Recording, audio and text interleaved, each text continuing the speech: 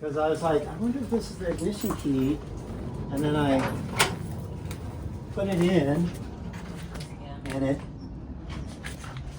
it clicks it. Oh yeah. Wow, the ignition is kind of far from the wheel. I think it just turned it on. And there's this.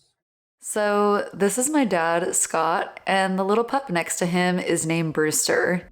My dad spends a lot of time in his shop working on various woodworking, welding, and really any project he dreams up. A couple of years ago, he even led Kyle and myself in building this teardrop camper.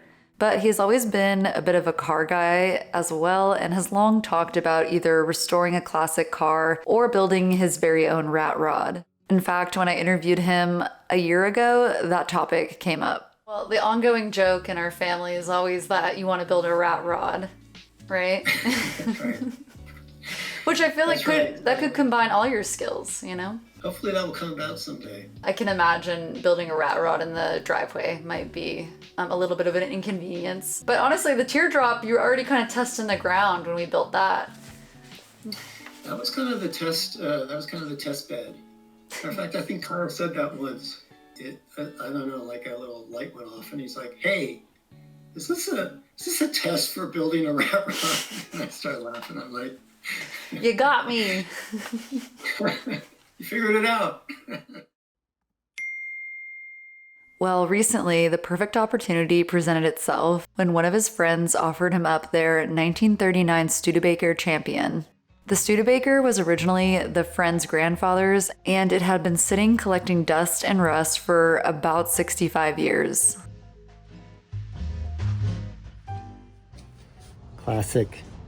Oh yeah, look at that. Back when things were handmade. Yeah. Oh, what's in there? Is it for other keys? Yeah, other keys. Yeah. That's interesting.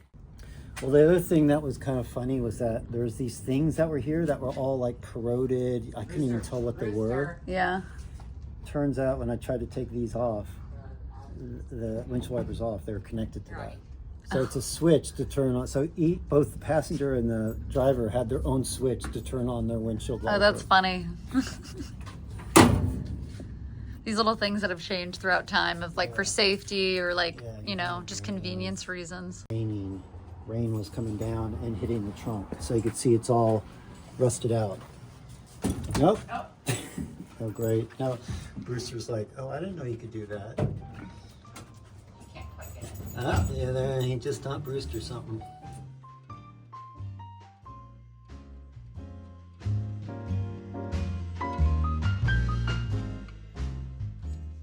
All right, as you can probably tell, I am not in my own garage today. Some of you guys might recognize this guy. For those of you who don't recognize him, this is my dad. I've had him on the channel before, and we are in his garage. And he's actually working on a very exciting project that I thought would be of interest to people. And so I'm here today to help him out a little bit, although this is very much more his deal. So why don't you go ahead and tell us about your project? So I acquired a 1939 Studebaker four-door sedan. The model is Champion. And the project is to convert this car into the hot rod vintage truck that I've always kind of dreamed about. Yeah, and so I'll definitely show some shots of the actual car and how it looks at the very start. He's already done a ton of work pulling all of the old seats out and the upholstery. It sounded like it was completely taken over by mice and pretty nasty. Yeah, so just some background on how I came to acquire this car. The car was bought new by a good friend of mine's grandfather. The friend's name is Mike. So Mike's grandfather bought this car new in 1939. He owned a small family-run dairy up in Washington State. And he drove it, we think, until 1960. And then he parked it in a barn on his property, and that's where it sat for the next 65 years or thereabouts. At some point after Mike's grandfather passed away and they sold the property, Mike brought it down out of Washington State and brought it down with the intention of doing some work on it himself, but never did. And then finally, he just decided to give it to me and asked me if I wanted it. Got it for free, and we're going to do a bunch of work on it. And how confident are you that you're going to be able to convert this thing? Good question. Well, first of all, I've never done anything like this before, so this will be a new project for me. Even though I am not a professional and I don't really have all the tools to do it, but we're going to give it a go. I'm probably 75% sure that it's all going to work out. I mean, that's pretty good. That's pretty decent. And it looks like you already took out the dash. I see over in the up there. Yep, here's the dash. I've taken it out, and I'm intending to put it back in. Obviously, if I'm going to take a four-door sedan and turn it into a truck, I'm really not interested in restoring it to, its original state as a Studebaker. I mean, it's still going to be a Studebaker, but it's certainly not going to be a four-door sedan anymore. But there are certain parts that I do want to reuse, and so I would like to reuse the dashboard. I don't know if I'm going to be able to get the gauges to work, so I may have to fiddle with it to get new gauges or more modern gauges to put in, but I kind of like the look of the dashboard. I like to keep it the way it is, but I may have to modify it in order to get the gauges to go. I'm really, at this point, really only keeping the body, and obviously if I'm going to be cutting it up to make it the truck cab, I'm only going to keep portions of the body. Fortunately for me, this car is kind of in a state that it really wants to be made into a truck. And one of the reasons for that is that when it was in the barn for all those years, part of the barn collapsed, the roof of the barn collapsed. And where it collapsed was right over the trunk, and it's Washington State, so it rains a lot. So you can see that the trunk is completely just rusted out. Other than that, the rest of the car is pretty solid. The steel is pretty solid. So it's kind of, obviously we don't need a trunk for a truck, so that is going to get cut off. I will keep the trunk lid because this is good steel the skin of this is good steel that I could probably use elsewhere, because I will need to probably cut some of the roof. But the basic plan is to cut out this, the rear doors here, this whole section all around the car, and then just move this forward to here. And so it will be a bit of an extended cab with this rear window. That's the general plan. Obviously, this fender is taking some body panels. There's no body panel below this fender, so I'll probably be taking the skins off of this door, since I'm not going to be needing it, and using it to complete the body panel here, because obviously the wheel is now going to be back by the bed of the truck. But so getting back to what we want to do, the next steps is, since when you cut out a piece of a body like this, this is part of the structure of the body, and you don't want the body to shift or move or collapse on itself when you take out part of the structure. So in order to prevent that, we're going to be welding in some temporary bracing in order to support the back portion of the body when we cut this out. And to do that, I have a bunch of rebar, and we're going to just weld that in temporarily with tack welds, so it can be taken out easily when the time comes. But that will help prevent the body, this back section of the body, from moving once we cut out this middle section. Uses these little right angle die grinders with these little, they're called roll lock. Mm-hmm. So they're just and they're a lot cheaper. Like those flap wheels on the angle grinders are $10 a piece. They used to make these right angle die grinders only to go off of a compressor. but they're just recently came out with battery operated ones. It's pretty nice. I like it. Scott recommended. It has a little different feel than the grinder, just because you'll get the hang of it. Okay. First, we needed to grind off the rust and grime to prepare the surface of the metal for welding.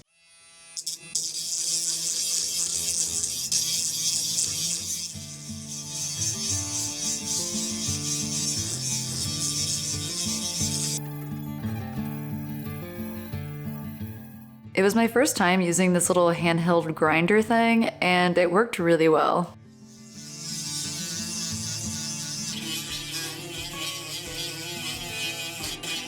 Maggie, you gonna come in here again? 43 3/4.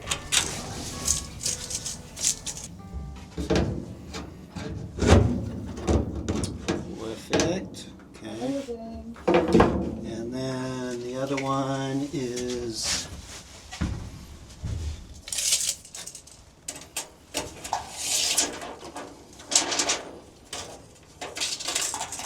42 3/4.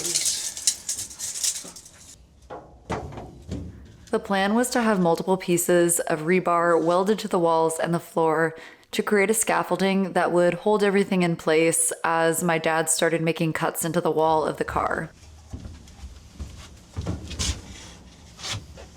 This is a good helmet for the. Does the gun reach where you have to go? Yes. Okay. Yes. Yeah.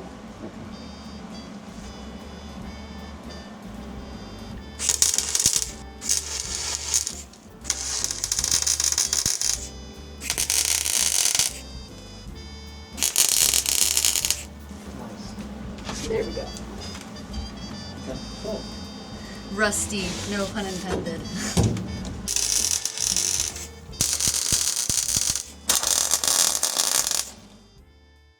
Now, I think it's been almost 2 years since I've done any MIG welding. I think the last time I did some MIG welding was when we were finishing up the teardrop camper project, but since then there hadn't been much need for me to do any welding.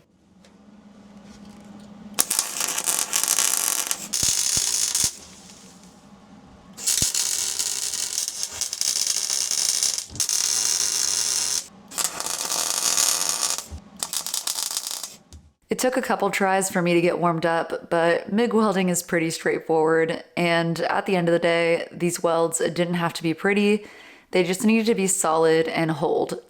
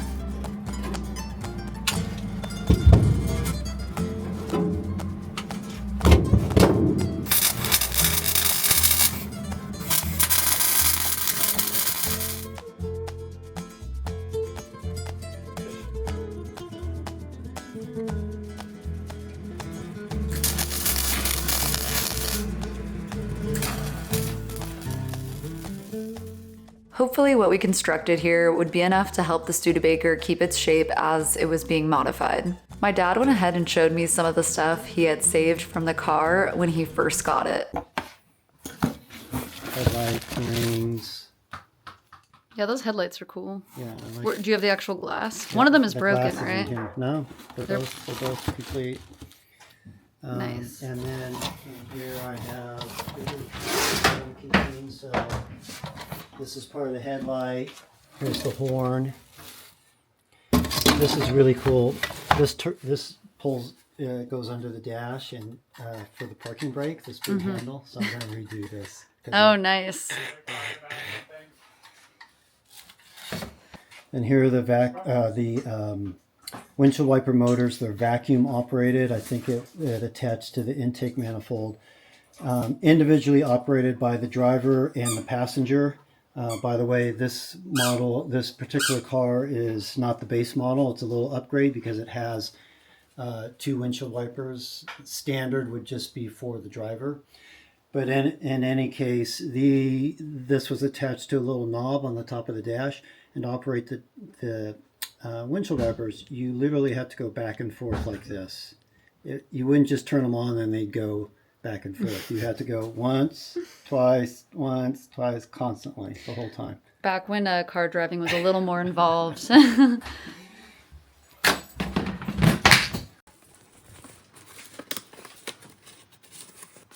Yeah, that's like perfectly preserved.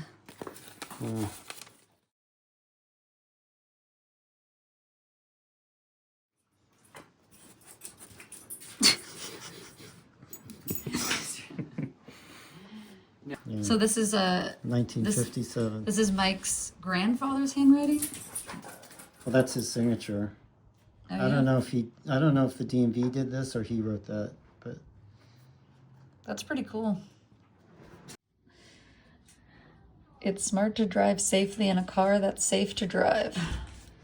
Mike, there's a knife sheath in here, but no knife. And then I found his stick that he whittled. This is what you did back then. This was To pass the time. This was like the Instagram scrolling of the day, only you just whittled a stick. Instead of brain rot, you would stick scrape. Yeah. So I'm gonna give all this stuff to Mike. No, that'll be really nice. That's also in great condition, honestly. That's pretty cool.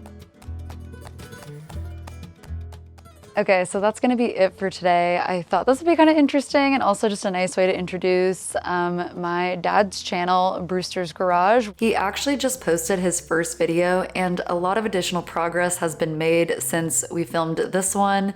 So definitely go and check that out. And he'll be making a bunch of videos showing the progress of this project. So if you're interested in that, definitely give him a follow and I'll link it down below in the description. All right, if you made it this far, thank you so much for watching and I'll see you in the next one.